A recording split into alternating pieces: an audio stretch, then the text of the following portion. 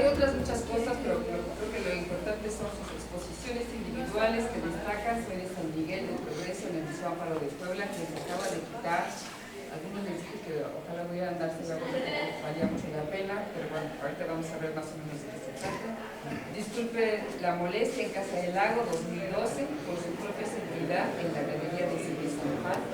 Pirámides, en la Sala de Arte Público Siqueiros, en 2010. Las tres en la Ciudad de México, y luego DreamWorks en la Galería de Steve Turner Contemporary en Los Ángeles, California, en 2010. Niño perdido en el Museo de la Ciudad de México. Gracias. El Paso Museum de Art Texas, ¿qué tal?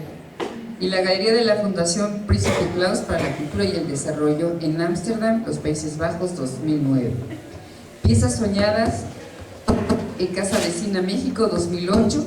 Desperdicio en la Celda Contemporánea México DF, La muerte de Colosio en la Fundación Colosio México Distrito Federal en 2005, y Semejanza en la Sala de Arte Público Siqueiros, Museo de Arte de Sinaloa y Museo de la Ciudad de Querétaro, 2004.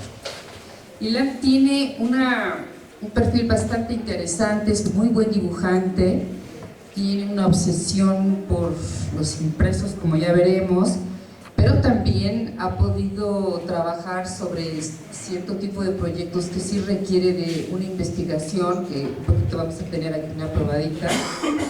Vamos a pedirle a él que primero exponga más o menos de este proyecto y después vamos a hacer una conversación, porque creo que es importante, sobre todo para nuestros artistas más activistas, para que vean cómo algo tan sencillo como puede ser un impreso nos da muchísima más información de la que podríamos pensar. Pues Ilan, te damos la bienvenida. Ahí tienes tu micrófono. ¿Sí? Hola, hola. Sí. ¿Por qué se había que hablar muy fuerte? Te apagamos las luces, ¿verdad? Para que se Sí, vea mejor. sí. Bueno, pues gracias Magali, gracias Guaem, y gracias a todos por estar aquí. Estoy muy contento de estar aquí ahorita porque como dijo Magali, acabo de desmontar una exposición en el Amparo y se concluyó toda se cerró un sí mejor. Sí, porque se graba, creo.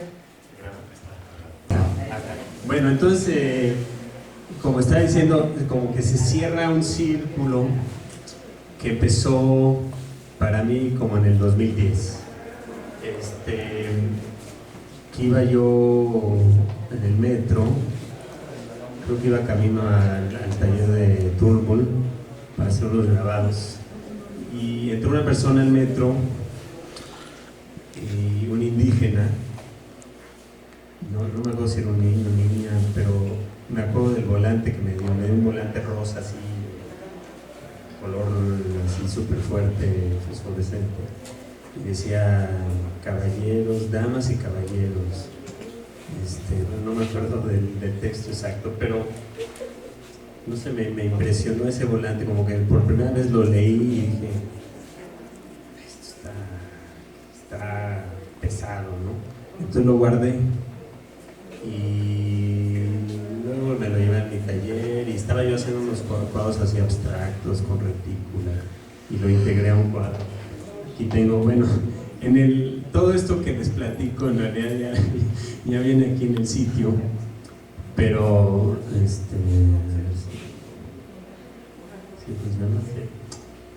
bueno, ahí está el cuadro, ¿no? Como que no sabía qué hacer con el volante y lo puse ahí. Lo pinté, ¿verdad? Venía yo de hacer cosas muy meticulosas y exactas, con el microscopio, para ese tipo de... Entonces, lo voy a poner ahí. Y me quedé pensando en este volante, ¿no? Como que me entró el gusanito. Entonces, empecé a hacer una colección de estos volantes. Cada vez que entraba yo al metro, pues iba ahí buscando, y luego a mis alumnos de la Esmeralda les pedí que me ayudaran, ¿no? Y pues ahí fuimos acumulando más y más, ¿no? Y entonces me fui percatando de que había una gran gama de volantes, no era un volante, eran así fácil, había como 40 y tantos tipos de volantes con diferentes discursos, algunos como apelar, algunos como más personales, así como se me cayó la casa, no tengo dinero, o estoy sembrando maíz, pero se quemó la cosecha, y otros están más como en un tono político, así, nosotros, bueno, aquí hay uno, no les puedo ver, no sé si es completo, pero bueno, aquí este es de los más politizados, ¿no? Les decimos como indígenas que en la Sierra Norte de verdad vivimos en una verdadera pobreza. Y bueno, no sé, como que vi este universo y se estaba abriendo cada vez más, ¿no? En diferentes discursos, y había toda una narrativa, toda una figura, toda una forma casi literaria ahí en el metro, ¿no?, de la ciudad. Y otra de las cosas que me llamaba muchísimo la atención es que aparece la Sierra Norte de Puebla, casi en todos, ¿no? Sierra Norte de Puebla. Y aquí viene hasta el sello del Juzgado de Paz de San Miguel del Progreso. Y además dice que viene de San Miguel del Progreso. Entonces, dije, bueno, no, esto sí ya supera mi asombro, ¿no? Porque ¿cómo puede ser que un lugar que se llame San Miguel del Progreso se dedique a la mendicidad y llegue a la Ciudad de México a pedir limosna o apoyo económico? O sea, se me hizo demasiado bueno para ser cierto, ¿no? Y que es como de novela, ¿no? Como de... Entonces, bueno, me quedé dándole vueltas al asunto, acumulando esta colección, y hice un proyecto en la Ciudad de México, más bien centrándome en estos volantes y el discurso y los colores, y también haciendo unas piezas en la calle con esténciles y tal, ¿no? No me voy a meter mucho en eso, pero bueno, ese fue el punto de partida, ¿no? Después de eso, como que me quedó el gusanito, porque sentí así como que no, esto no era suficiente, no, como la punta del iceberg, ¿no? O sea, lo que yo estaba viendo, había un mundo que yo no estaba pudiendo ver, ¿no? Porque yo nada más estaba viendo, pues, desde el volante, ¿no? Y ahí se vislumbraba algo, pero sentía que había que atravesar ese volante, ¿no? Había que atravesar el umbral de esta distancia, ¿no? Porque además es una distancia, pues, muy significativa, ¿no? Cuando alguien se acerca y te pide limosna, la única comunicación posible es una moneda, ¿no? Ese es el intercambio, es el único intercambio posible. ¿Qué otro intercambio puede haber? O le das o no le das. Entonces, como que eso, dije, pues, debe de haber otra manera de llegar que no sea esa. Y además que sentí que en los volantes mismos había una especie de necesidad, yo intuí, de decir algo más que simplemente darme una moneda. Y si uno lee, digamos, entre líneas de los volantes, está ese llamado, ¿no? Entonces, pues dije, bueno, pues me voy a lanzar a la Sierra Norte, pues no, total, si no hay nada, pues ya no pasó nada, pues llego con las manos así. Entonces, antes de ir, bueno, tuve que investigar dónde estaba este pueblo, si existía, y logré contactarme con un doctor, un médico, que había hecho ahí su servicio social en esa comunidad, y a través de un blog, pues, le mandé un mail y nos conectamos, y le pedí que si me podía llevar a la comunidad y tal, ¿no? Entonces, bueno, entre recomendaciones de algunas me decían, lleva una cámara, porque ¿qué tal si llegas ahí y te enteras de que... Como que ya me estaba sonando como a documental, ¿no? yo nunca en mi vida había hecho un documental, nunca había entrevistado a nadie, nunca había hecho un proyecto de esta naturaleza en una comunidad, mucho menos, casi nada que ver, ¿no? Entonces, pues, también, digo, me sentí un poco inseguro porque no sabía lo que estaba haciendo, como me suele suceder, pero pues me lancé. Y llegando a la comunidad, pues, platicando con las primeras personas que me encontré, nos encontramos, o más bien nos presentaron.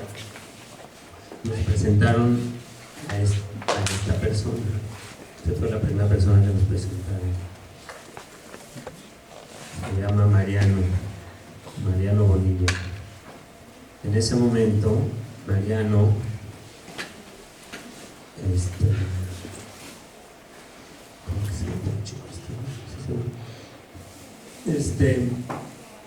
era el director de la secundaria de esa comunidad y estaba, pertenecía a la organización de Antorcha Campesina. Y bueno, pues yo llegué con los volantes y le mostré y digo, pues ve, yo llego por esto. Aquí dice San Miguel del Progreso.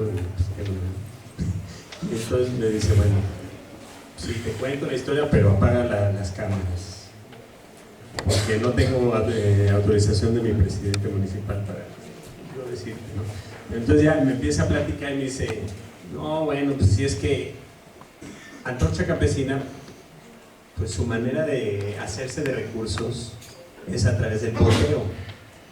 O sea, con el bote van pidiendo, ¿no? Y así es como se han hecho siempre esos recursos. Entonces, cuando Antorcha Campesina llegó a ese municipio, o más bien cuando les dieron ese municipio, ellos empezaron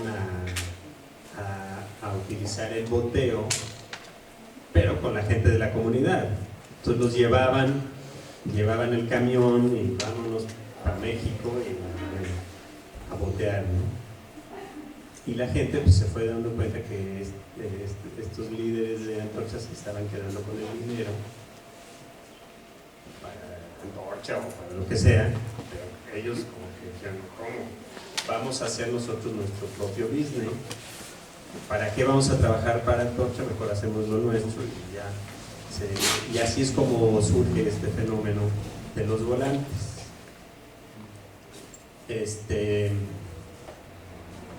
Bueno, fue un poco así como que ya me dio como el panorama, ¿no?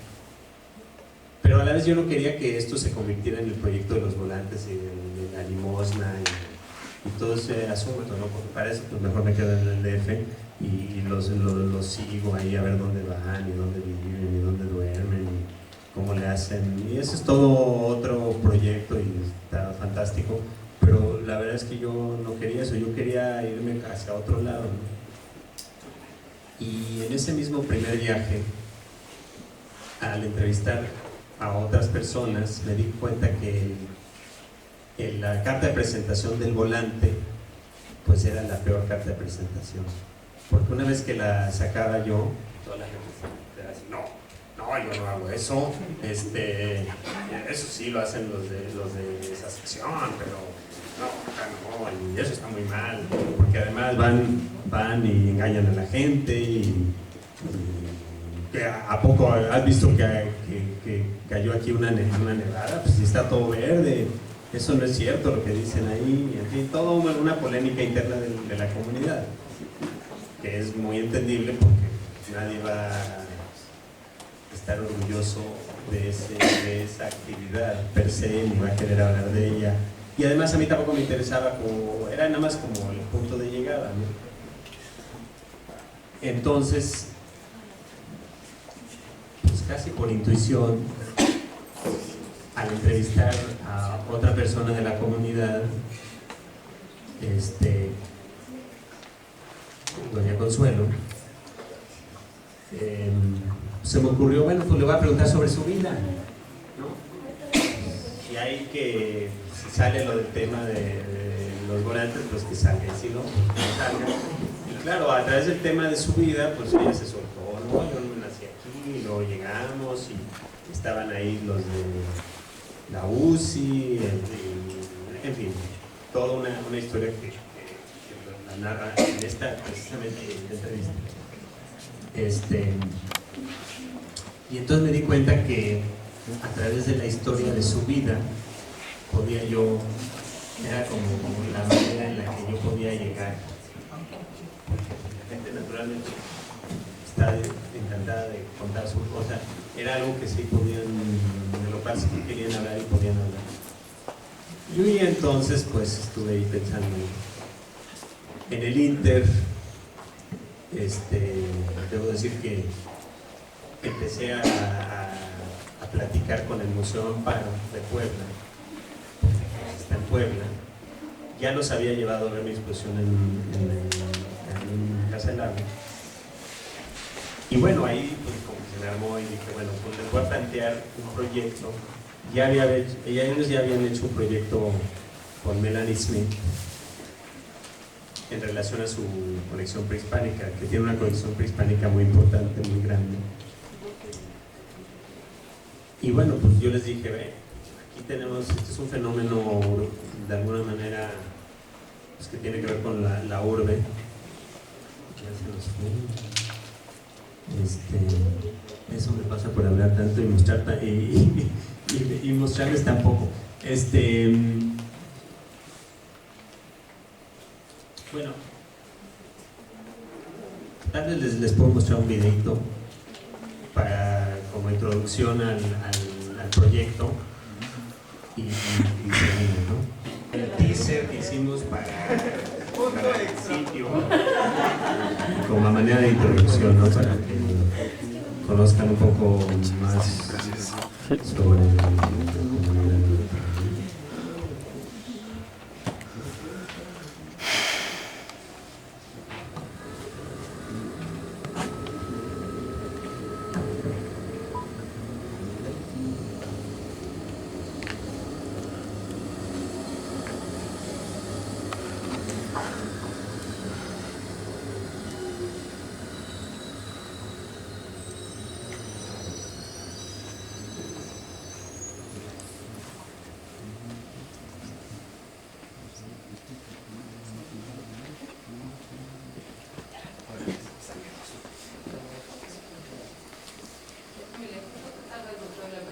no está lejos, ¿no?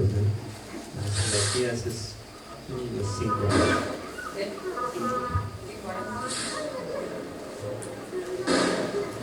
Por la cuota, ¿no?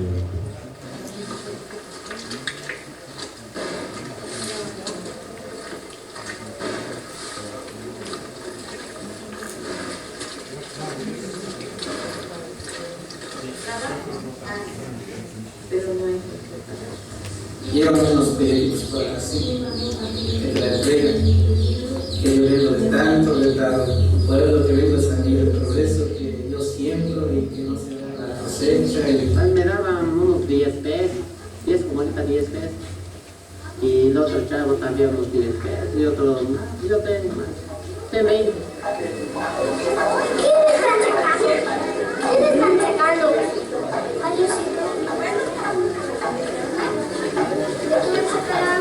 Creo que es el señor que está caminando por acá. Un camino también.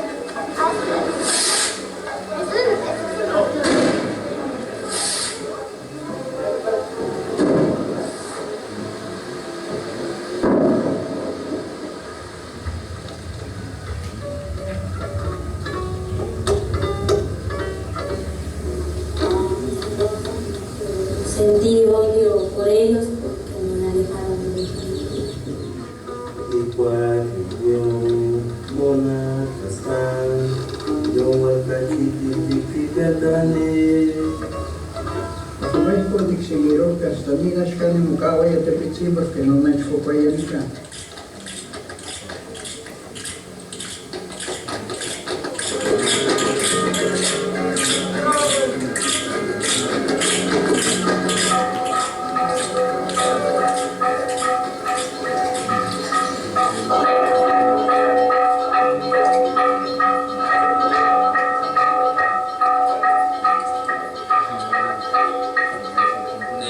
Quantità non vale presentare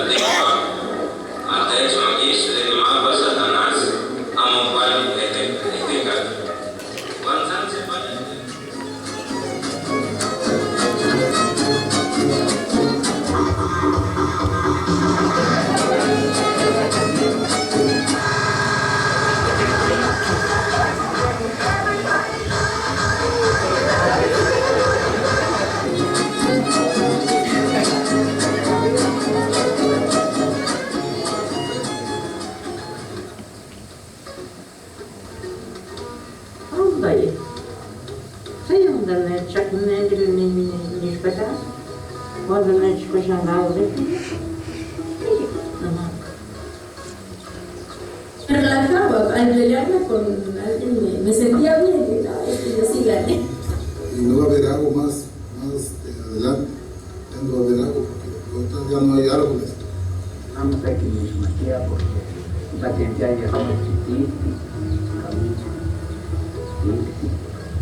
Ya me vestido de playera negra. sombrero,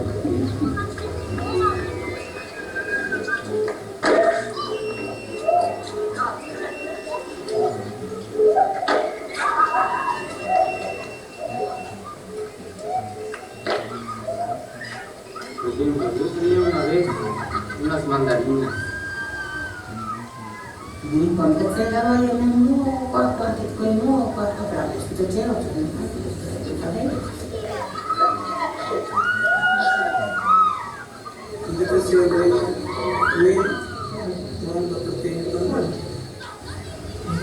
como sé que puede estar esto que puede nada muy fondo de costumbre, está leyendo que gas un botella. Cuando cuando hacer el motel, me escuele que un motel. Dice que antes de que no había luz, prendían el fuego y si se acaba la luz, ya venían Satanás que los lleva. Saca Satanás. Saca Satanás.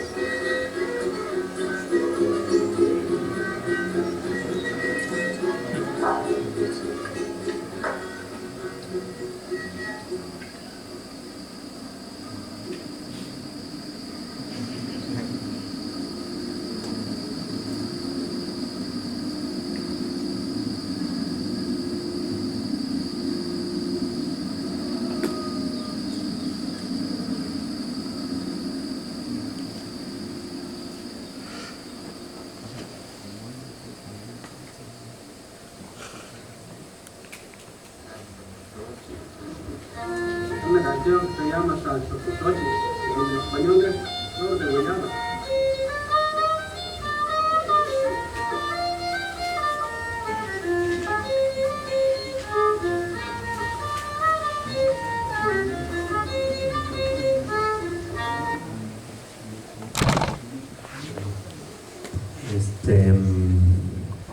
Bueno, es como una introducción, ¿no? Esto. Entonces, estaba yo, ¿dónde me quedé? Estaba yo, doña Consuelo, que ya la había entrevistado y me di cuenta que, pues, que quería contar su historia. Y entonces, pues ahí medio investigando y tal, platicando, comentando el punto, me enteré de la existencia de algo que se llama historia oral. Y es en la historiografía reciente, es una forma de contar la historia a través de las historias personales. O sea, armar la historia de una localidad, de una comunidad a través de las historias personales, no del historiador que llega a contar la historia, ¿no? Bueno, es una idea. Y entonces dije, bueno, pues si hago algo así ahí en esa comunidad.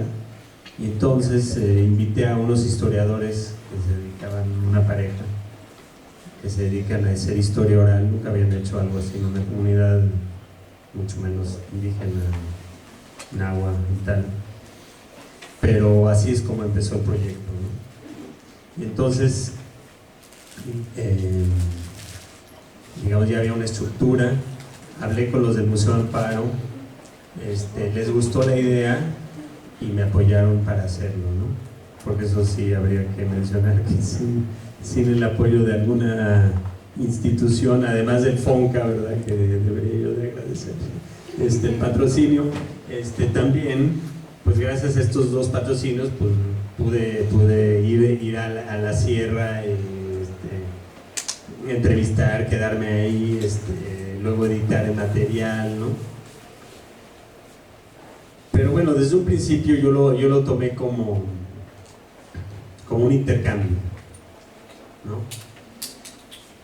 Ahora, desde el punto, yo en ese momento, como no sabía hacer una entrevista, nunca había hecho una entrevista, y las entrevistas las hacían estos dos historiadores, pues yo decidí que yo les voy a hacer su retrato al entrevistar, ¿no? Entonces, mientras estaba haciendo la entrevista, yo escuchaba y hacía un retrato, y al final de la entrevista pues, le entregaba el retrato al entrevistado. Este es su retrato, ¿no? Y ese fue como el primer vínculo de intercambio que yo establecí, digamos, ahí. Y eso lo hicimos en los primeros 3 viajes, estos 2 historiadores, lo debo de decir. Y entonces decidí que yo iba a hacer las entrevistas, ¿no? Porque, no sé, como que había una cosa ahí de la idiosincrasia nacional, y como estos son argentinos, digo, con todo respeto, ¿verdad? Pero no tenían no sabían en dónde se estaban metiendo, entonces había una cosa ahí que nomás no, y a mí yo estaba ya así enojadísimo, ya estaba desesperado, ¿no? Entonces decidí, no, yo voy a hacer las entrevistas. Entonces cuando eso sucedió, bueno, dejé de hacer los retratos, hacía lápiz, y ya hice yo el trabajo de la entrevista.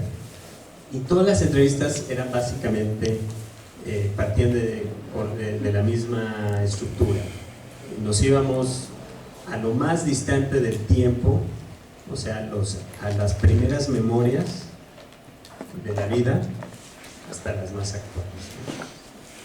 Y así íbamos llevando la entrevista, hablando primero de los abuelos, quiénes eran, de dónde venían, si venían de esta comunidad o no, a qué se dedicaban, y así llevando la entrevista. De repente, pues ya dentro de la entrevista, pues ya cada quien se va soltando hacia un tema que le interesa, y pues ahí va, ¿no?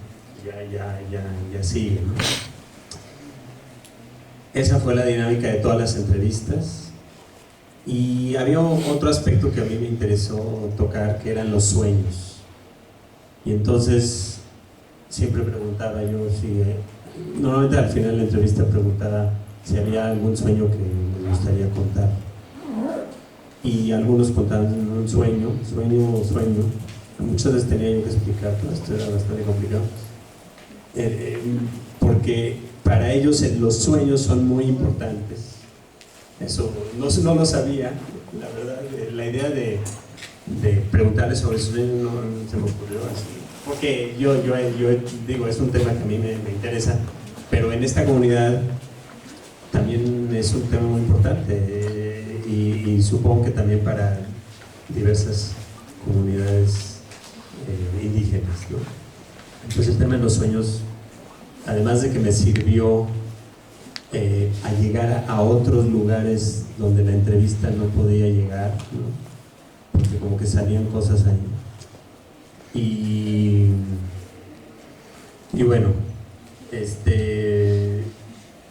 empezamos como cada 3 o 4 semanas íbamos a la comunidad, nos quedábamos ahí, y a través de Doña Consuelo, eso lo debo mencionar, porque que fue nuestra primera entrevistada realmente sobre la historia, ella resultó ser la comadre y madrina de la mitad de la comunidad, y estaba encantada con el proyecto porque ella de alguna manera es una mujer que es hija de los, digamos, caciques que tenían el rancho de ahí, y por el cual esa comunidad se conformó por ese rancho, porque fueron llegando a trabajar al rancho.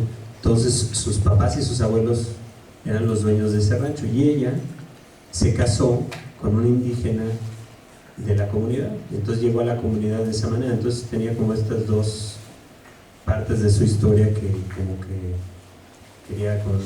quiere conciliar. Entonces para ella es muy importante las tradiciones y la cultura de la localidad, y ha sido una promotora dentro de la comunidad por ejemplo, tiene una escuela de música para los niños dentro de su propia casa. En fin, a ella le interesó el proyecto y lo auspició. Entonces cuando nosotros íbamos a tocarle la puerta a alguien, pues decíamos que veníamos de parte de Doña Consuelo, y ya era casi obligatorio que se tenían que sentar a la entrevista, o sea, no les quedaba, haz de cuenta, mucha gente la entrevistamos casi sin su propia, así sin realmente quererlo, ¿no? Y bueno, nos íbamos enterando de cosas, ¿no? Por ejemplo, entrevistamos a una señora mayor de la sección 1, pues luego había que entrevistar a una mujer joven de la sección 3. Si entrevistábamos a un católico de la sección 4, pues había que entrevistar a un protestante de la sección 1. ¿Cuáles son las secciones? Hay 4. Hay 4 secciones. Nos fuimos enterando sobre la marcha de todo, ¿no? De los conflictos, de la historia de la comunidad, de qué conflictos hubo, que les puedo comentar, que de hecho en la entrevista de Consuelo lo primero que menciona es eso. Nos enteramos que en los años 70 hubo en México, pues había muchas guerrillas y movimientos de ese tipo, y en esa comunidad llegó o llamaron a un movimiento, llegó quién sabe cómo, llamado la Unión Campesina Independiente, y ellos llegaron con la consigna de quitarle los terrenos a los ricos, a los caciques, y dárselas a los pobres, arrebatárselas a los ricos y dárselas como tipo Robin Hood, ¿no? Y claro que los caciques pues no les gustó esta idea y se defendieron, y empezó una matanza ahí tremenda que acabó con que el gobierno estatal o tal vez federal inclusive mandó al ejército con antorcha campesina, y ahí se quedó Antorcha como para apaciguar, ¿no? Y eso me enteré pues en el primer momento, y también ellos me hicieron notar rápidamente, porque cuando fuimos a entrevistar a un poli que está aquí, que se llama Marcelino, que resultó ser travesti, con una historia sensacional, así impresionante, que no te lo imaginas cuando tú estás entrevistando a un poli y no te esperas que salga con una historia verdaderamente bienvenida. Es el México profundo, ¿no? Realmente es.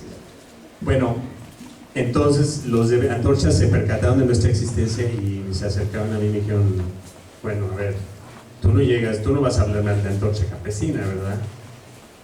Porque luego hay gente que llega y nada más habla mal de nosotros. Y yo le dije, no, pues, mi proyecto es un proyecto cultural,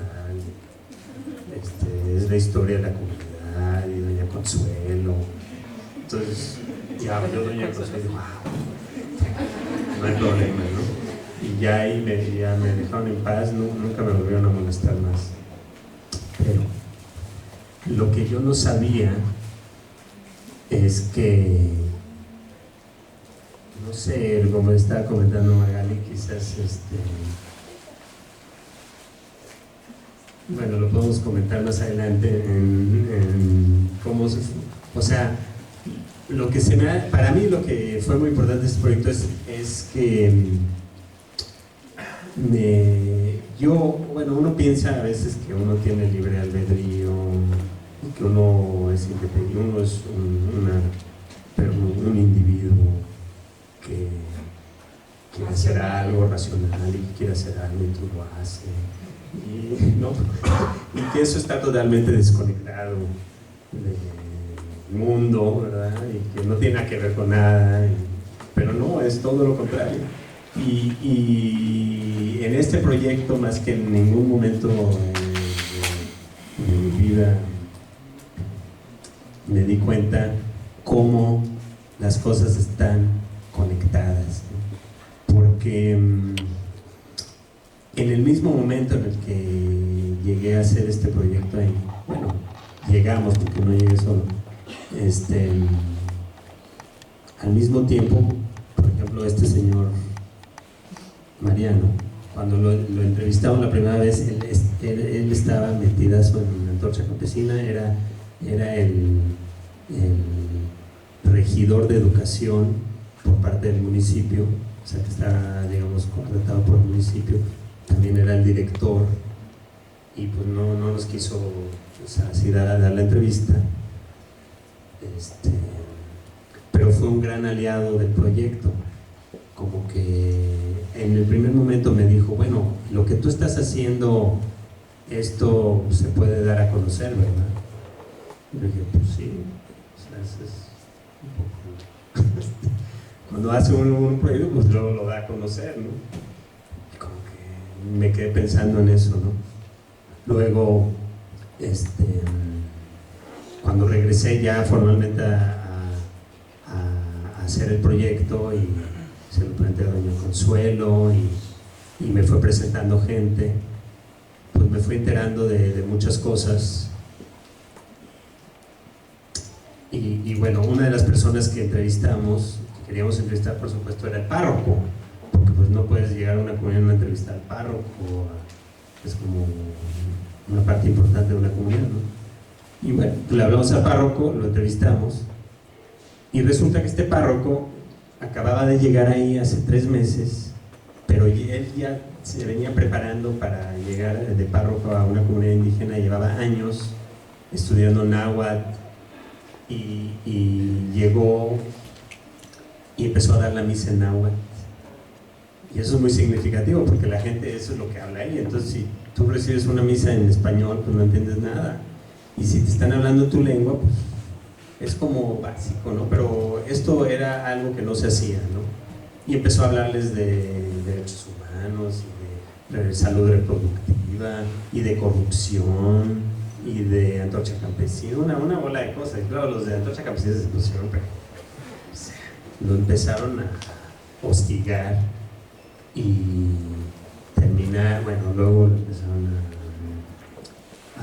pues a amedrentar, y terminaron por sacarlo de ahí. Y esto, claro, esto me fui yo enterando pues al final, o sea, fue todo así, simultáneo, en el mismo tiempo en el que yo estaba haciendo este proyecto, este cura había llegado, y luego el maestro con otras gentes formaron un comité ciudadano como para velar por los derechos humanos, o sea, era como una sincronicidad ahí rarísima, ¿no? O sea, no puedo explicar, ¿no? Pero es lo que pasó.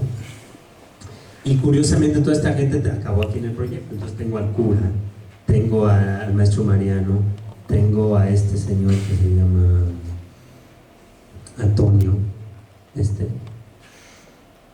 y bueno, en cada entrevista la gente pues era libre de decir lo que quisiera, yo no los iba a censurar, ¿verdad? Entonces, si ellos hablaban en contra del presidente municipal, pues adelante. Si querían hablar sobre pues, su experiencia personal, si se le murió un bebé, o si su abuelita, o lo que sea, pues adelante, ¿no? Porque la idea del proyecto es contar la historia de la comunidad como es, ¿no? Y pues sin censura, ¿no? Todo bien hasta ahorita, ¿no?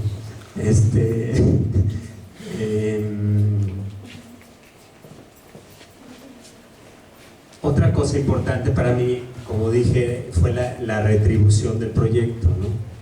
Para mí el proyecto fue hacer la historia, contarla a través de las voces de la gente, y luego devolverla a la comunidad. Entonces ahí me topé con otro asunto, ¿no? Cómo devolver un archivo de este tipo a una comunidad que no tiene biblioteca, que no tiene casa de cultura, que no hay ni siquiera un lugar físico que sea de la comunidad, que puedas decir, o que alguien le pueda decir, bueno, pues aquí está el archivo, ya, gracias, adiós, chao, encárgate. No existía, porque además es una comunidad que me fui dando cuenta, donde pues está muy desarticulada por las diferentes iglesias y los diferentes partidos políticos. Entonces, por ejemplo, si una señora se pelea con su hermana, pues se pasa a la otra iglesia. Y si ¿qué iglesias son? Y la católica, que era obviamente la principal antes, ahora hay 2 iglesias pentecostales, pero ahí les dicen Pentecostés. Testigos de Jehová, Luz del Mundo, Bautistas, Betel, son como 7, ¿no? En una comunidad de como 2.500 habitantes. Sí. Entonces, pues había que, al contar esto tenías que contar, pues, ¿no? El Testigo de Jehová, el Pentecostés, el que vive en esta sección. Luego me enteré de otra bronca ahí de cholos, ¿no? Entonces resulta que pues, estaban empezando, que se estaban peleando entre una sección y otra sección, y que ya hasta se habían matado entre algunos, ¿no? Entonces había esa bronca, pues había que entrevistar a un cholo. En fin, nos fuimos dando cuenta que había que incluir a estas diferentes voces, porque si no, no estábamos hablando de la comunidad, o sea, no cumplíamos con la propuesta del proyecto. Entonces, para poder devolver el archivo, y siendo que no había ni dónde dejarlo, y con el agregado de Antorcha Campesina, que obviamente yo decía, no, a estos no les va a gustar nada esto, porque pues ellos ya me dijeron que no hablara mal de Antorcha Campesina, y luego aquí este señor me está echando pestes de Antorcha Campesina en la entrevista, pues entonces vamos a hacer un sitio de internet, ¿no? Porque pues ahí, a ver, quítenlo, ¿no? Entonces, bueno. Y además, pues ahí en internet cualquiera en un ciber pues se puede meter y lo consulta, no necesitas el lugar físico, y tampoco pues, te lo pueden quitar, ¿no? Ahora, cuando llegamos a la comunidad no había ni internet, pero en el transcurso del proyecto ya luego había un ciber, y luego resulta que ya pusieron internet en la secundaria, y había un salón digital en el albergue que pertenece a la CDI, que es el Consejo para el Desarrollo de los Pueblos Indígenas, en un albergue en esa comunidad, donde viven los niños, digamos, más pobres, ¿verdad?, de la comunidad, que de por sí pues es una comunidad, podemos llamarle marginal, en un alto nivel de marginación, que es como lo catalogan. Entonces ahí hay un aula, pero no tenía computadoras, ¿no? Y no había para cuándo les iban a llegar, porque los de la CDI les valía madres mandar las computadoras. Hablé con el director de la CDI de Zacapuastla y le dije, ve, yo consigo unas computadoras, nada más dime cuántas computadoras hay que conseguir. O de qué tipo. No logré que me dijera cuántas computadoras había que conseguir. Entonces dije, no, a ver, me lo voy a saltar. Voy a ir directo con el maestro, el director de ahí del albergue, que tuve la suerte que no era nada más de la CDI, sino también de la CEP. Entonces el maestro es pagado por la CEP, no por la CDI. Bueno, en pocas palabras, el maestro estaba encantado de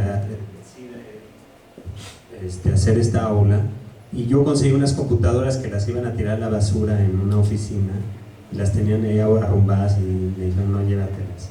Y me las llevé a la comunidad. Ya había internet, porque eso sí lo habían puesto, y con el apoyo de los padres de familia y del tecnológico de Zacapuastla, que conectaron las computadoras, logramos hacer un aula digital. Ahorita les puedo enseñar esto, y lo inauguramos el 30 de julio de 2015, el mismo día en el que estaban corriendo a este párroco y poniendo a otro párroco. El mismo día, a la misma hora. Yo no sabía esto. O sea, llego al pueblo y me dicen, no, que no te enteraste, no, que ya lo van a correr al párroco Martín, ¿no? Entonces toda la gente de la comunidad de San Miguel y de las comunidades aledañas se fueron a manifestar en contra de esto, porque pues era una especie de censura pues muy obvia. Entonces, digo, lo menciono porque son esas cosas que estaban ocurriendo tan simultáneamente. Entonces, bueno, les voy a presentar ya la presentación de la obra, y la verdad es que para mí fue muy emotivo, muy significativo poder hacer esto, porque pues era lo que yo quería, devolverles su archivo de historia y que ellos lo pudieran consultar. Ahora, es gente que mucha de ella, sobre todo los mayores, pues nunca en su vida habían manejado una computadora, o sea, meterte a internet, o sea, eso es algo totalmente fuera de su vida, nunca se habían visto a sí mismos, ¿no?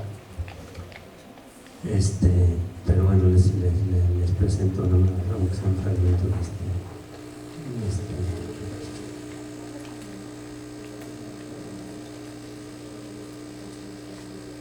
Se llama Diario San Miguel del Progreso, es de la sección de Medellín.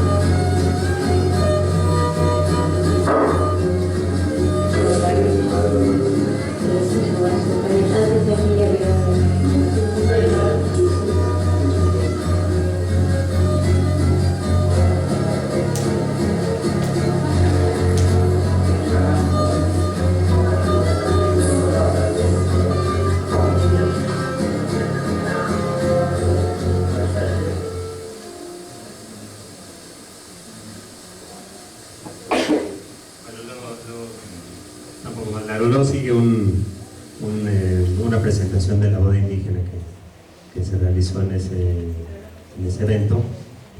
Pero bueno, lo que quería mencionar es que para mí era muy importante, como la verdad es que yo consideré este proyecto como un proyecto de retrato, ¿no?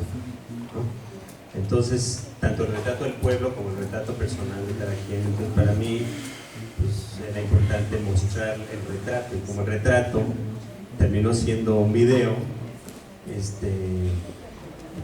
por eso es que para mí digamos, ahí es donde fluye para mí el proyecto, ¿no? Luego hubo una segunda etapa, porque como el Museo Amparo patrocinó el proyecto, pues había que enseñarlo, había que mostrarlo en el museo, ¿no? Bueno, pues no es lo mismo hacer un proyecto en una comunidad y bueno, ya haces todo el rollo, vas, lo presentas y bueno, como que ese es otro, es una cosa, y mostrarlo en el museo es otra cosa, y además no puedes mostrar en un museo pues lo mismo que está en la página de internet, ¿no? Para eso me metes en internet.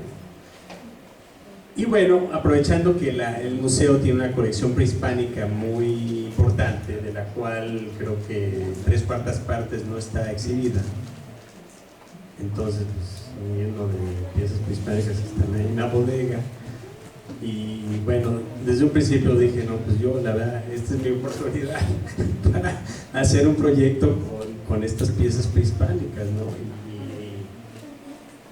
Y bueno, se los planteé que quisiéramos, que lo presentáramos de esta manera, utilizando las piezas prehispánicas de la colección. Entonces, vi la colección, vi lo que tenían, vi lo que, digamos, estaba disponible para utilizar en la pieza que yo iba a hacer. Y bueno, me percaté de algo que igual tampoco me había percatado mucho antes, es que muchas de las piezas prehispánicas antropomórficas tienen una actitud, tienen una expresión oral, ¿no? O sea, de que están diciendo algo, ¿no? Están como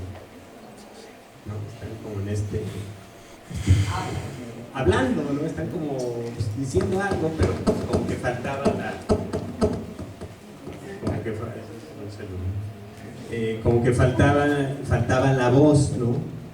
Y entonces, estas tías quieren decir algo y yo tengo aquí un chorro de entrevistas de gente diciendo cosas, ¿no?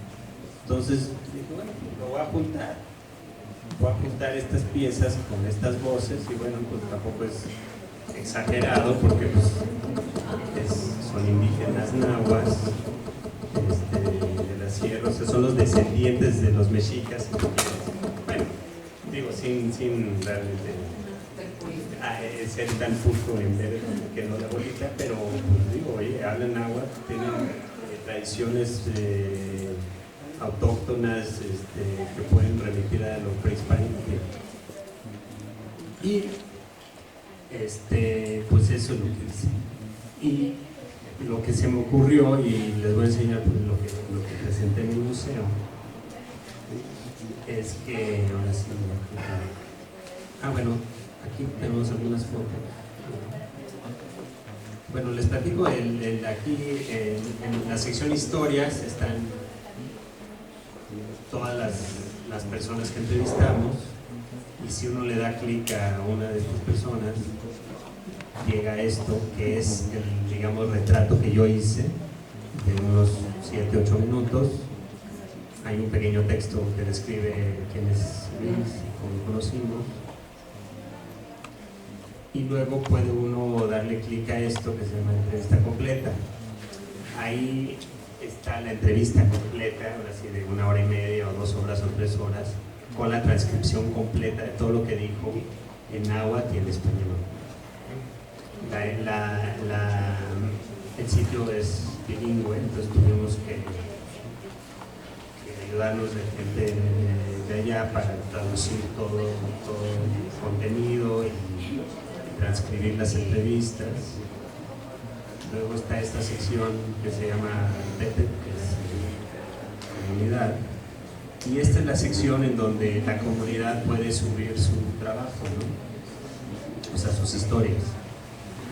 Otra cosa que quiero mencionar es que en algún momento me di cuenta que pues, necesitamos el apoyo de la comunidad, o sea, no era suficiente con el patrocinio de Doña Consuelo, ¿no? Que había que involucrarlos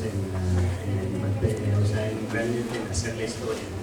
Entonces dimos unos talleres en la secundaria, aprovechando ya nuestro contacto con el maestro Mariano, y yo le titulé a este proyecto La historia es de quien la cuenta, un poco haciendo alusión de que tú quieres contar la historia, cuéntala tú, no necesitas que alguien venga y te cuente tu historia. Entonces, con esta idea, pues dimos unos talleres donde explicamos qué es lo que estábamos haciendo y cómo se hace la historia oral y cómo se entrevista y qué, bla, bla, bla, y que entrevistaran ellos, a los niños, a sus abuelos y a quien ellos quisieran, y hicieran la entrevista, que la transcribieran, porque la entrevista la hacían en náhuatl, que la transcribieran en náhuatl, que todos saben náhuatl, que la tradujeran en español, todos hablan español, y que y ya. Entonces, si cumplían con estos requisitos, podíamos integrarlos al sitio, ¿no? Entonces aquí está una entrevista de una de las niñas, o bueno, es un equipo, ¿no? De los niños. Me encanta porque es fantástico, ¿no? Las ilustraciones y las estampitas y esta mezcla de imágenes, ¿no? Y luego pues hasta está en español, pero aquí viene la sección en náhuatl y está increíble, ¿no? Es como la mezcla de todos estos mundos, ¿no? Y bueno, esto se me hace una joya, o sea, esto es realmente lo más bonito del proyecto, ¿no? Lo que ellos hicieron. Por ejemplo, aquí tenemos un ejemplo de unas niñas que el maestro les prestó su camarita y le entrevistaron aquí a su abuelo. Entonces, pues, esas son ellas entrevistando a la abuela. Ya, sin el de afuera,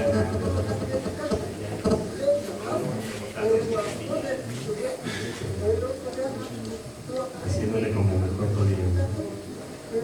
Y el abuelo pues contestando.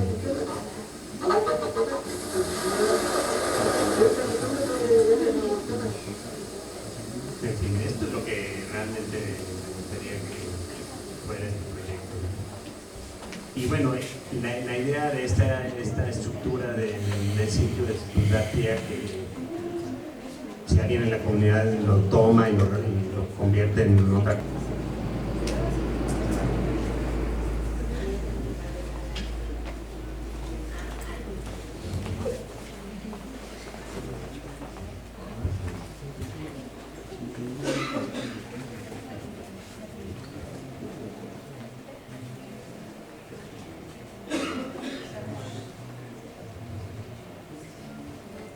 Hay una conversación allá atrás que se oye hasta acá. Por favor, discreción, porque estoy escuchando el...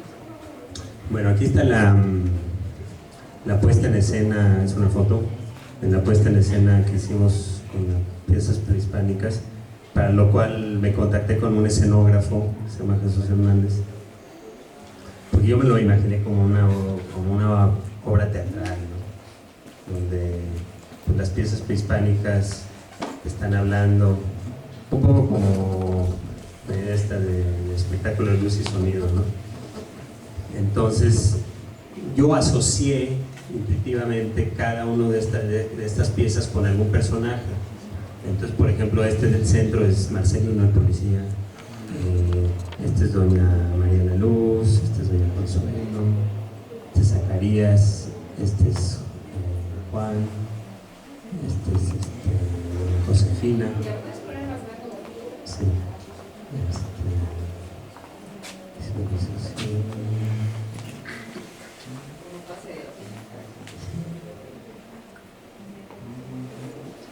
Bueno, ahorita les voy a enseñar un video que es ya el registro que yo hice de la pieza.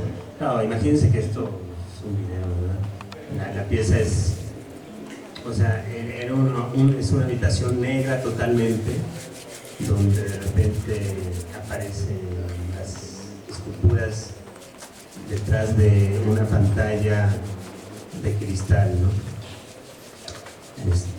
Negra también. Bueno, antes de entrar a ver esto, lo que uno veía es esto, es un marco con estos volantes, que es como un punto de partida. También tomé un texto de Fernando Alvarado de Sosomoc, que fue quizás uno de los primeros historiadores mesoamericanos, y él escribió un libro que se llama La Crónica Mexicana, donde narra la historia de los mexicas, cómo llegan a Tenochtitlan, y entrevista también a gente, a los ancianos, para que le platiquen cómo fue, y lo cita, dice, el señor tal me dijo que así llegaron, ¿no? Entonces realmente lo mismo que yo estoy, es como historia oral. Y este es el siguiente espacio. Ay no, pero esta foto está muy no en el video. Y aquí pues hicimos también una proyección con todos los retratos a partir de la página, ¿no? Entonces, vamos a ver si esto funciona. Voy a mostrarles el registro de la instalación.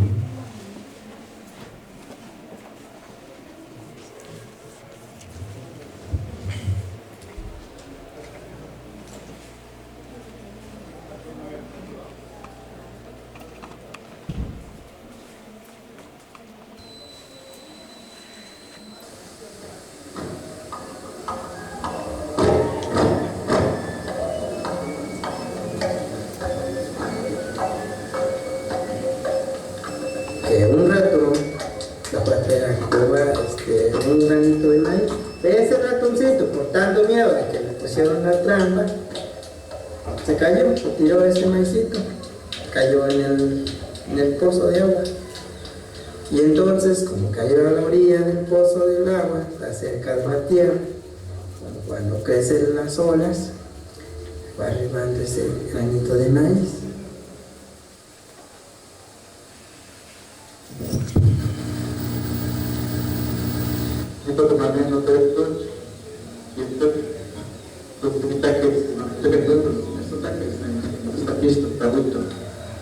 Cuando bueno visto el tabuito, Yesus Kristus Dauto. Diomba kita kejadian dalam Indonesia, nampik mahias kira, setiap mereka sekali nampik pada anu yang kayak ini besar banget, kan mau terjang tahu kita namanya.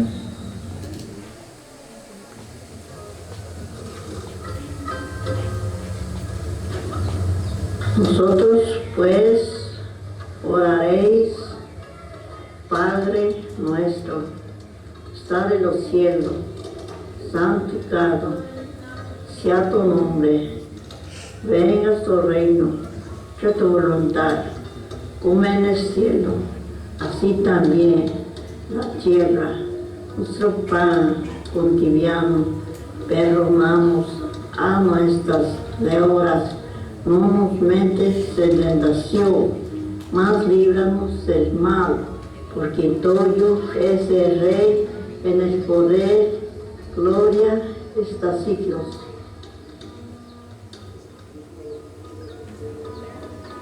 Después kita menikmati mati dia menjadi dalam video itu buat kami nama bagaimana kita menikmati yang baik.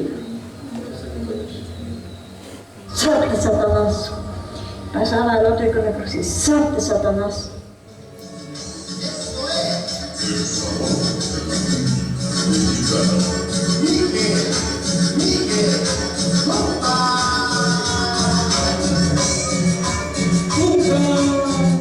Palabras que no se pueden traducir en español.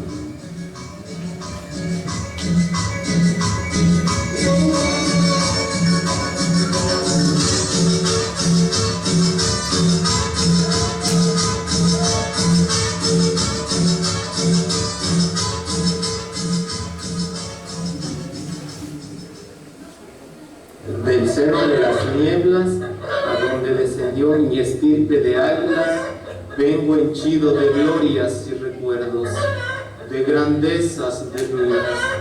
Soy mi raza.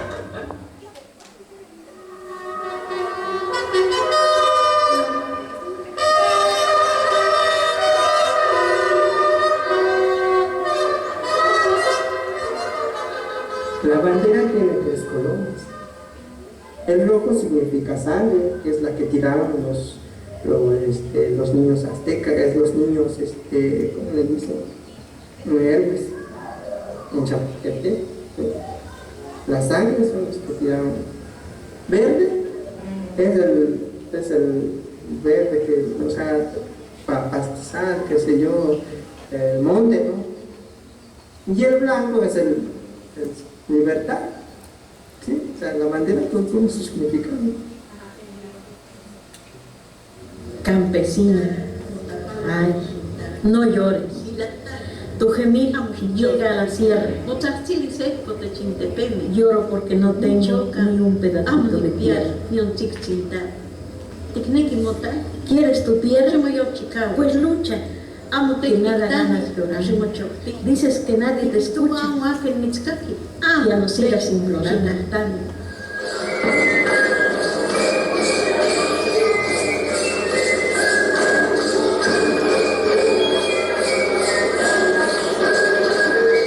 Palabras que no se pueden traducir en español.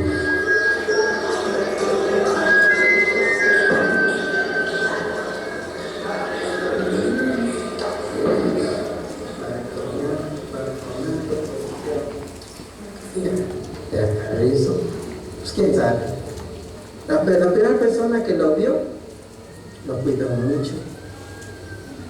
Y entonces vieron que iba saliendo florecito, pues salió como granicito, vieron que salió como cabellito, fueron viendo ese granito, lo sacaron, lo secaron, después de ahí se fue haciendo la semilla, lo sembraron, se hizo un montón, después de ahí hasta ahorita es la que nos da de comer, porque antes íbamos a comer trigo, como el papá Diosito que les dio que comieran trigo, porque dijo, van a comer trigo, porque aquí no hay maíz, Antes comían trigo, desde hace siglos yo no sé por dónde, pero hace siglos comían trigo. Por eso papá Diosito dijo, comen trigo.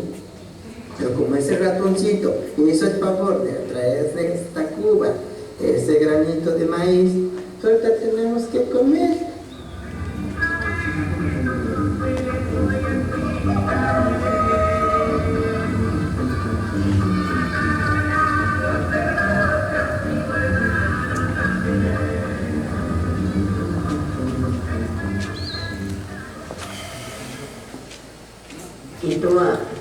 Kita kita patunay ang joy ka ya meron temo service hindi na bueno.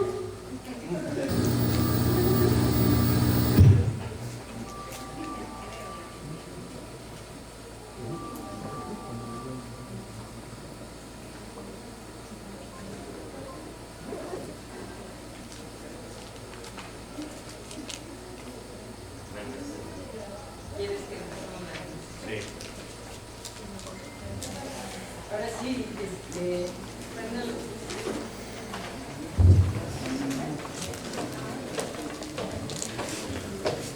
paso yo con este. No.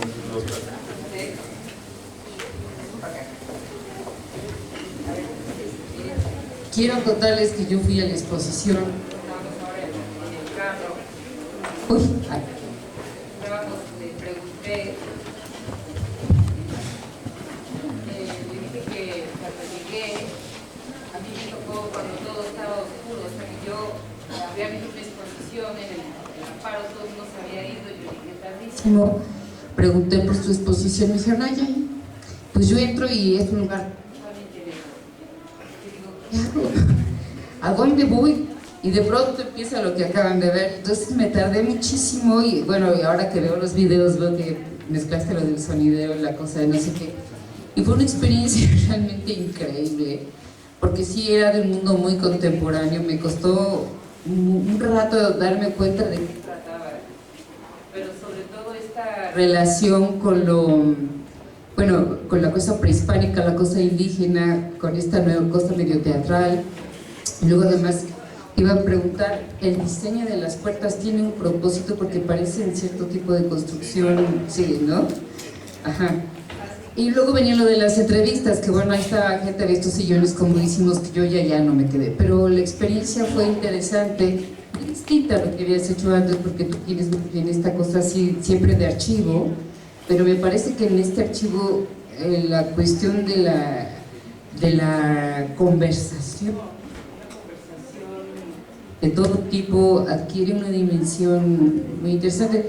Y también me gusta mucho que en realidad esto es un retrato, o sea que viene de un género pictórico.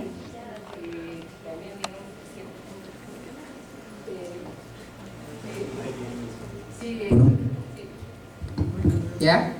Perdón, ¿verdad? Sí se ve que nuestra tradición de oírnos y medio oírnos está durísima. Bueno, esta parte como del género pictórico, en general tú siempre vienes de un lugar, podríamos decir, como muy tradicional de términos y luego los vas desplegando hasta hacer estrategias más contemporáneas, ¿no? Pero bueno, ¿cuál sería lo de conversación? A ti, digamos, de un retrato y una conversación, y bueno, ¿cómo fue que llegaste al... Sí, qué horror, ya por estar pensando en el micrófono hasta se me perdió la pregunta, perdón.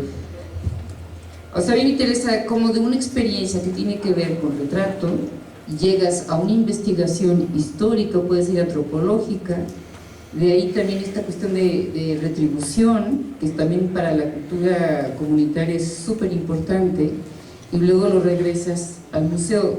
O sea, cambió esta idea de conversación, tu idea de retrato, por así decirlo. Bueno, ¿te refieres a conversación en qué sentido? ¿La entrevista, dices? Bueno, es que a diferencia de otros proyectos, bueno, rápidamente, digo, desde el primer viaje, pues era evidente que era un proyecto oral, ¿no? O sea que la oralidad iba aquí a pesar más que nada, ¿no?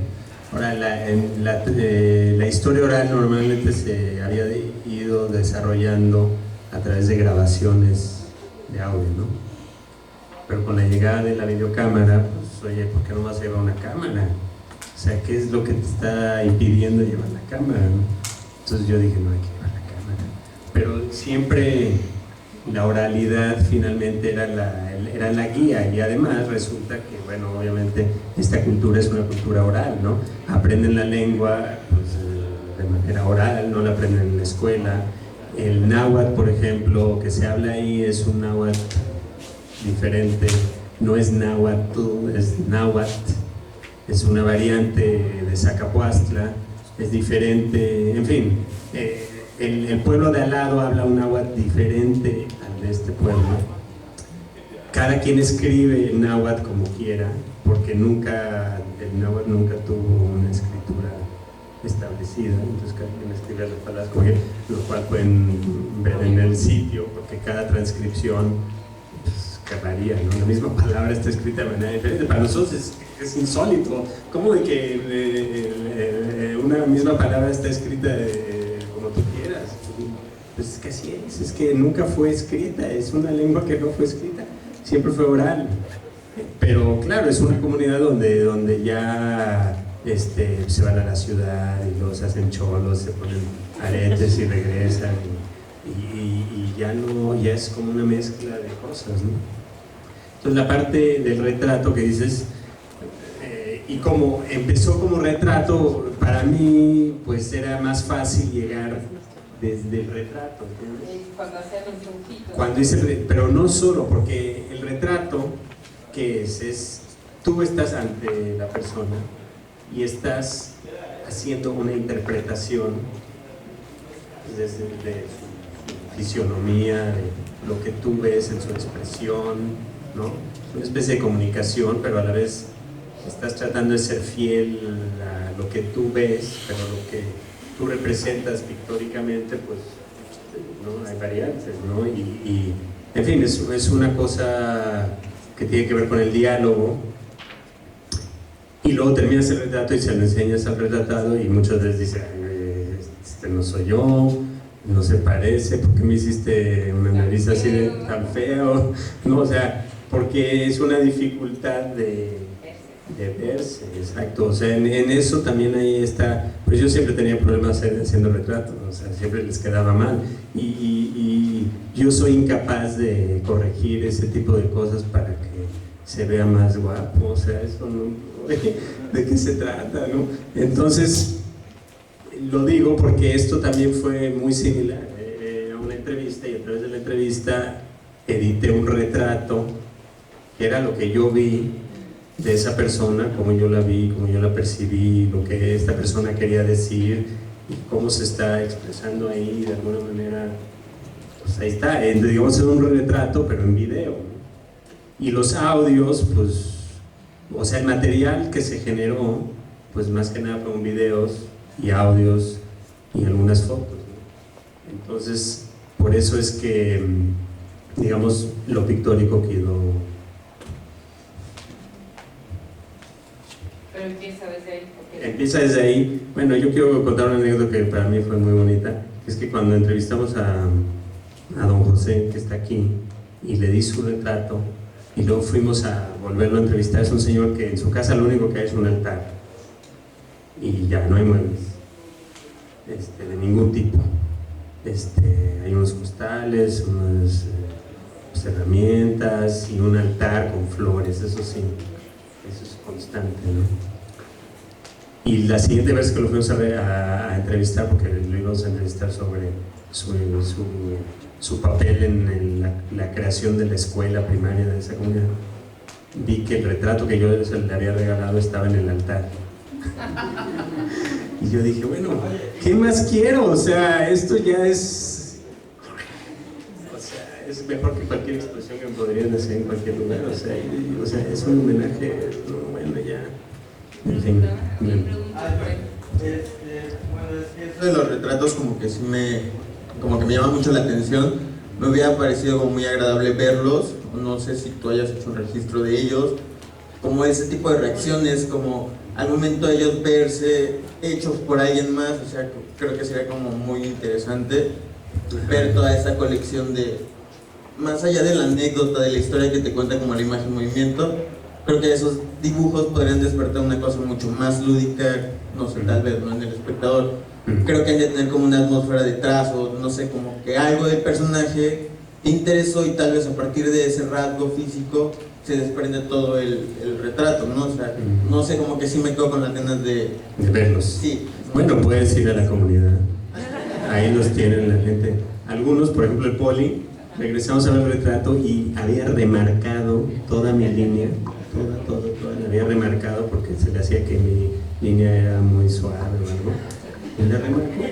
Y luego me dijo que la iba a colorear, entonces me quedé con ganas de ver cómo la había coloreado, ¿no? Pero la verdad, sí me lo cuestioné en algún momento, porque eso es lo que yo debería de haber hecho, ¿no? ¿Entiendes? Desde el punto de vista del artista visual, lo que debería de haber hecho es hacer el retrato y luego mostrar los retratos, ¿no? Ese es el lugar común, ¿no? Entonces dije, bueno, ¿por qué voy a hacer yo eso? O sea, yo se los regalé, pues, ya es de ellos. Si después, pero no, se me hizo tan inconsecuente, o sea, el retrato.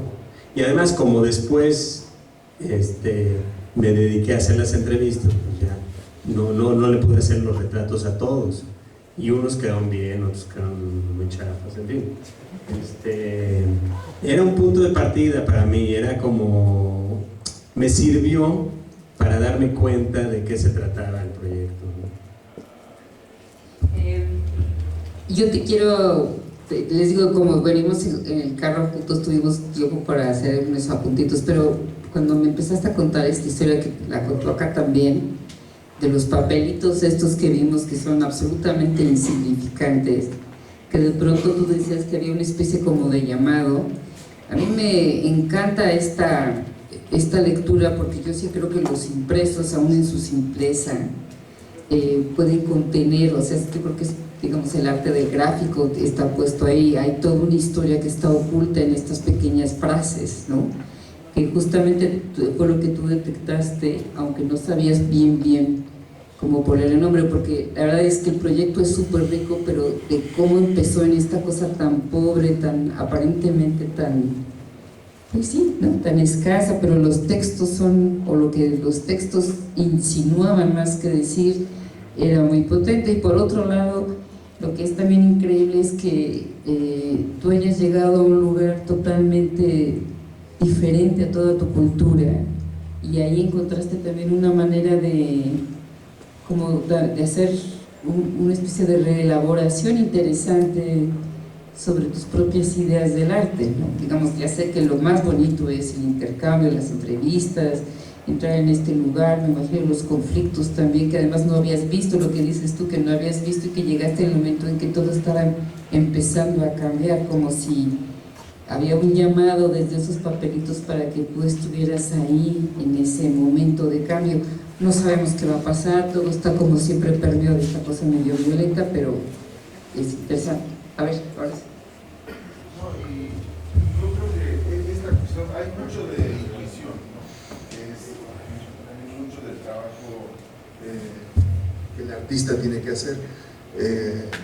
Pero a mí lo que más me llama la atención y me inquieta y me gustó mucho del proceso, ¿sí?, es cómo llegas por una razón, ¿sí?, empiezas a trabajar en otra, empiezas a descubrir algo que te interesa dentro de la comunidad, te planteas el reto de trabajar con una comunidad que es, como dice Magali, es algo totalmente ajeno, ¿no? Entrar en esa dinámica es siempre muy complejo, ¿no? Lo supiste hacer muy bien, y lo interesante es que tienes dos resultados. Tú como observador, como agente ajeno, ¿no?, a esa comunidad, porque eres un intruso, de alguna manera eres un intruso, resolviste y supiste devolverle a la comunidad algo que le es muy útil, ¿sí?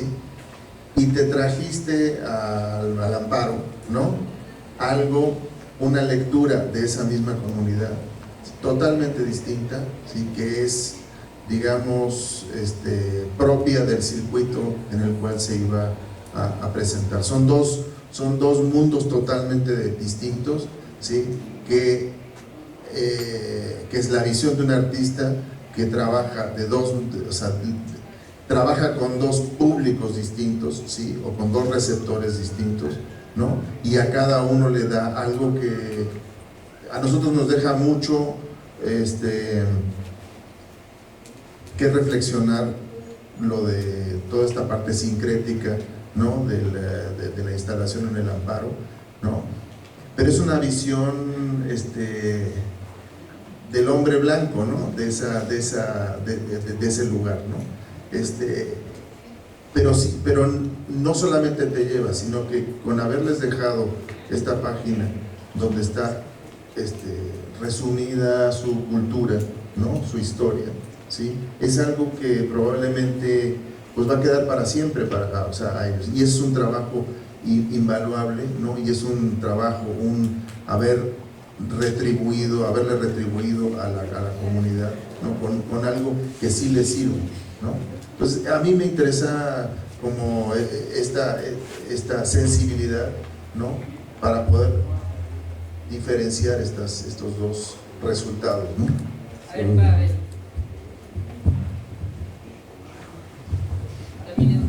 Bueno, lo veo. Quería que abundas un poquito sobre un punto. Dijiste que tenías conflicto con esos antropólogos profesionales, porque aquí llevamos a exactamente esa frontera de una visión antropológica, una visión artística. Últimamente mucho se ve que ampliación de territorios artísticos, pero sí hay una mirada distinta, y parece que tu conflicto, al menos mi intuición dice, era porque uno podía decir que también hay muchos documentos antropológicos que aportan a varias comunidades y devuelven eso. Entonces hay algunos gestos que son paralelos a gestos de algunos antropólogos o unos documentalistas que hacen, pero aquí en ese punto yo intuía que ellos querían censurar o en alguna manera esas historias, y parece que... Entonces, sí sería lindo si pudieras abundar un poquito sobre eso. Sí. Pues la verdad es muy, muy atinado lo que dices. Es uno de los temas que me percaté al empezar el proyecto, porque primero pensé, bueno, tenía cara de documental, ¿no? Luego dije, bueno, pues ya tiene cara de etnografía, ¿no? Y bueno, de las dos cosas no sabía nada. Luego había un tercer lado, luego bueno, esto tiene cara de historia oral, ¿no? Tampoco sabía nada de eso. Y además no quería que fuera ninguna de esas cosas, ¿no? Porque, oye, yo cómo voy a hacer etnografía si no soy etnógrafo, voy a hacer unas pendejadas, ¿no? Y si documentalista, pues ahí estoy haciendo mis pininos y a ver cómo quedó, no sé. Pero igual como historiador, pues tampoco soy historiador. Y esta pareja eran historiadores, no antropólogos.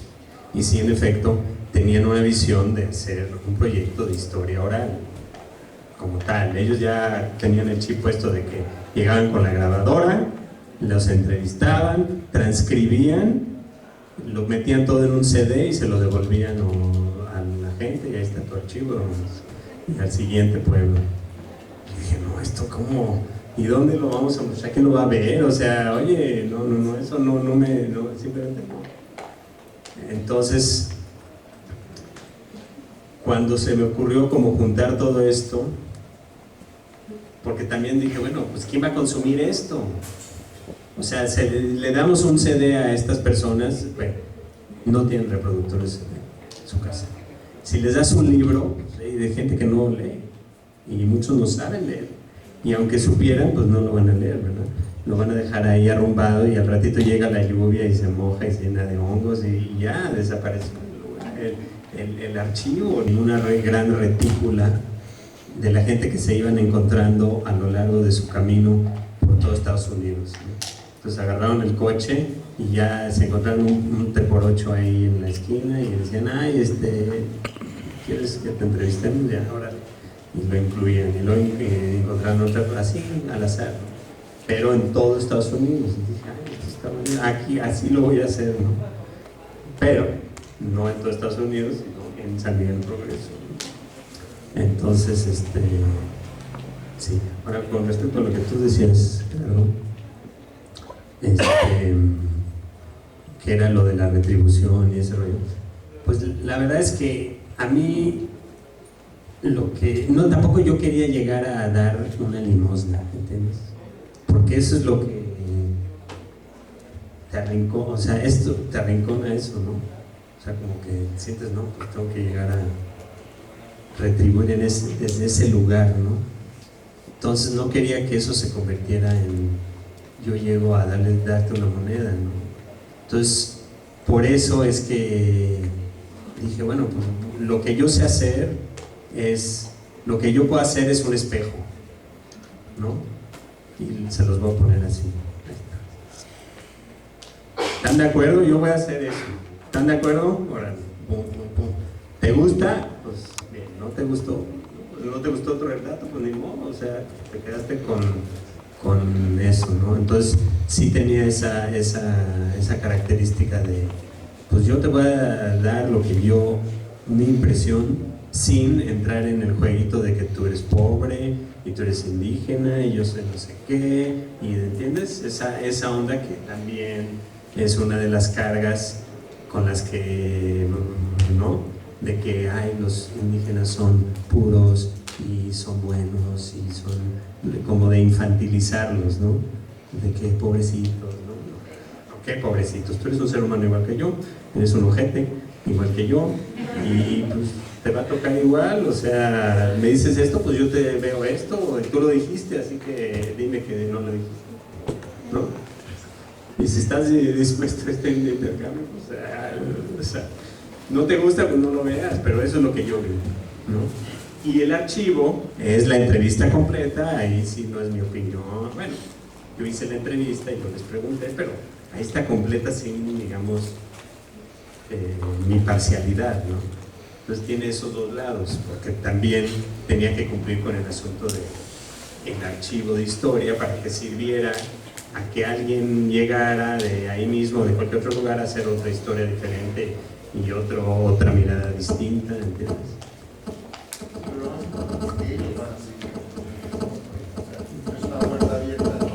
Bueno, mi idea es esa, o sea, ojalá que sí, no lo sabemos. Buenas tardes. A mí me parece maravilloso cómo resolviste, porque aunque dices que no es etnografía, no es tampoco es documental, he creído durante mucho tiempo que muchas veces hay un problema en cuestión de que hay temas interesantísimos en la antropología, en la etnografía, en muchas humanidades, pero se queda precisamente creo que en tu conflicto, ¿no? En que se queda en un audio, se queda en un archivo, se queda en la biblioteca y no sale de ahí. Entonces, que cruzaras eso y que lo sacaras, me parece que fue una resolución increíble. Aparte de que en la parte en la que hay una retribución, bueno, hay una devolución con los retratos, esa es como la visión que tú tienes de ellos, pero también hay una visión que ellos mismos tienen de ellos mismos con lo que hiciste con la secundaria, que también fue maravilloso, porque le das las riendas a los niños, ¿no? Y les das las riendas de que cuenten su propia historia a las personas que son de ahí, porque siempre queremos hacer como todo muy académico y queremos dar nuestra visión como si fuera la mejor y como si nosotros supiéramos todo, cuando ellos son los que la están viviendo. Entonces, gracias. ¿Alguna otra pregunta, otro comentario?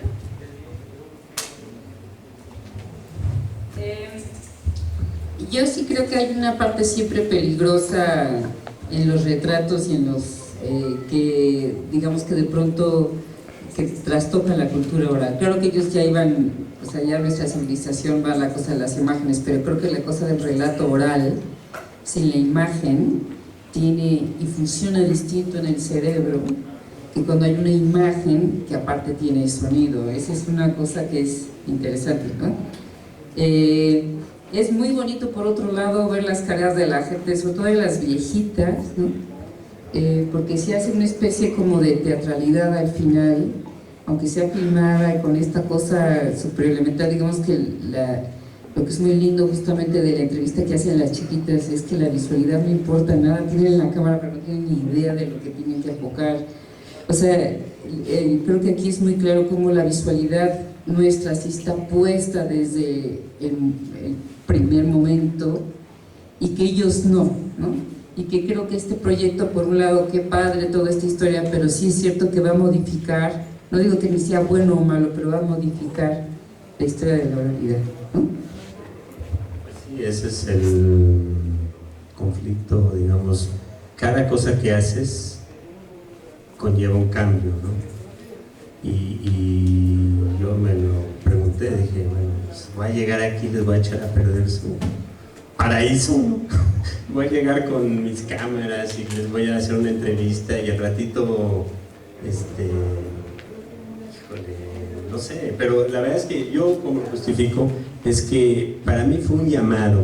O sea, yo vi en esos papelitos un llamado porque tú no dices cuál es tu dirección si no quieres que te encuentren. Entonces, bajo ese lineamiento, pues a mí que no me digan, pues yo no llegué ahí al azar, ustedes me llamaron. ¿Me llamaron a mí o me pueden llamar a tantos otros? Eso, y lo que te quería comentar, y creo que, digo, me gustaría mencionarlo, dices de las consecuencias hablabas de las consecuencias de un trabajo así. Quiero mencionar, aunque no es parte del proyecto, pero las consecuencias que tuvo este proyecto, yo tampoco me las esperaba. O sea, noto que en mis sueños guajiros, no, pues, estaría increíble que esto tuviera algún efecto, ¿no? Que alguien lo viera y bueno, simbrar ahí, les moviera, pero son así como chaquetas mentales que uno se hacen y pero bueno, lo que sucedió es que yo hice todo este proyecto, lo subí en línea, presentamos el sitio, el cura pues, lo corrieron,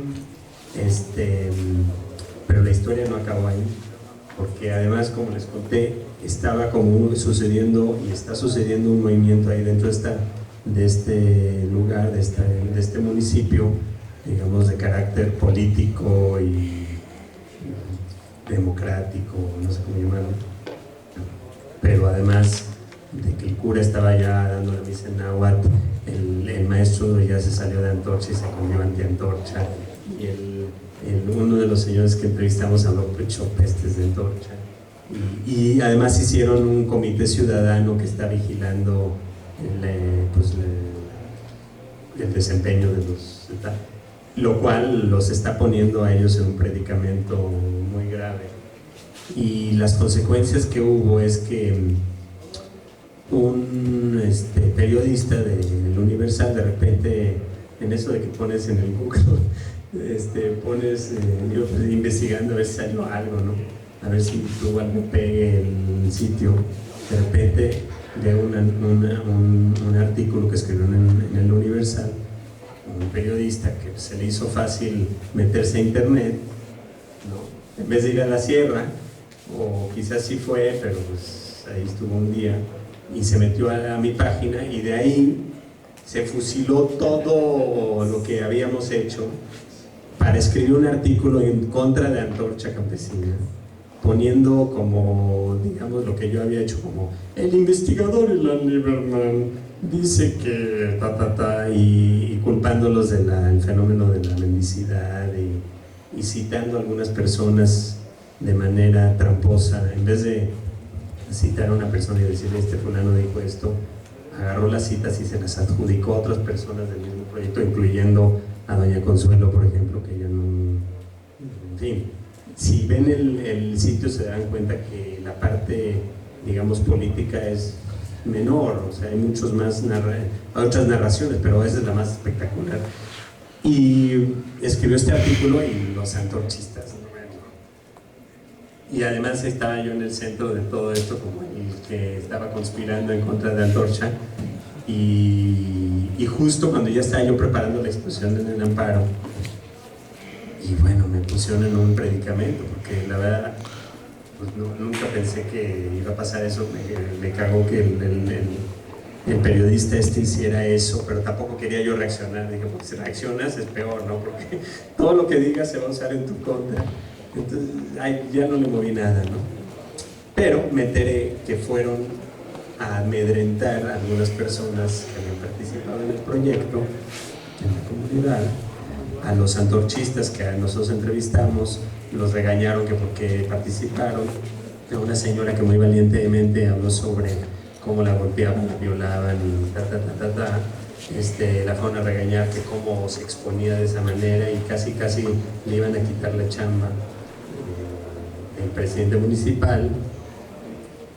Y me llegaron todas esas noticias. Entonces lo que yo decidí, primero para protegerlos, es que las entrevistas completas, cuando das clic en entrevista completa, ya te sale una pantalla que dice correo electrónico, nombre, para qué quieres usar esta entrevista, y para crear un filtro para que toda esta información no esté tan disponible, porque se vuelven vulnerables de ello, ¿no? Y la otra cosa que sucedió, que no había yo tenido remoto, o sea, surrealista, ¿no?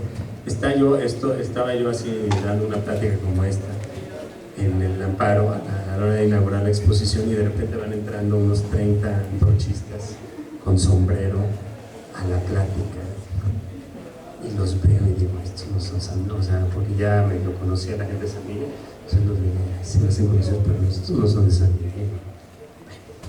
Ya la gente después de la plática empiezan a dar sus comentarios, como aquí, y de repente uno de estos de sombrero agarra: y nosotros estamos muy enojados porque ¿por qué usted en su proyecto no muestra todos los logros que ha hecho Antorcha durante todos estos años? Y cuando nosotros llegamos se estaban matando y no es real.